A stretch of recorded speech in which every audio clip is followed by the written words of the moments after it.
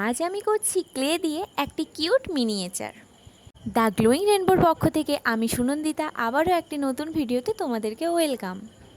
মিনিয়েচারটি করার জন্য আমি প্রথমেই দুটি ক্লেকে মিক্সড করে নিয়েছি। এখানে আমি করেছি একটি পদ্ম পাতার ওপর বসে আছে একটি কিউট ছোট্ট ব্যাঙ এবং একটি ছোট্ট হাঁস। তো যেহেতু পদ্ম পাতার ওপর বসে আছে তার জন্য আমি প্রথমেই একটি পদ্ম পাতা করে নিয়েছি এবং ক্লে টুল দিয়ে আমি পদ্ম পাতার টেক্সচারটা অ্যাড করে দিয়েছি। এরপরে আমি ক্লে দিয়ে পদ্ম পাতার ওপরে ছোট্ট কিউট ব্যাঙটি এবং হাঁসটি করে নিয়েছি এবং দুটি ছোট ছোট পদ্ম ফুলও অ্যাড করে দিয়েছি। এরপরে পুরো কাজটি শুকনো হয়ে যাওয়ার পরে আমি এখানে কালার অ্যাড করেছি। কালার করার ক্ষেত্রে আমি ব্যবহার করেছি অ্যাক্রিলিক কালার।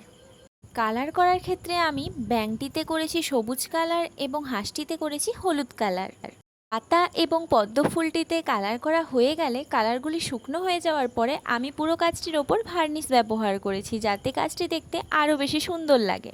আজকের ভিডিওটি যদি তোমাদের ভালো লেগে থাকে তাহলে একটি লাইক করে দিও এবং এই কিউট মিনিয়েচার ক্রাফটটি তোমাদের কেমন লাগলো অবশ্যই কমেন্ট করে জানিও।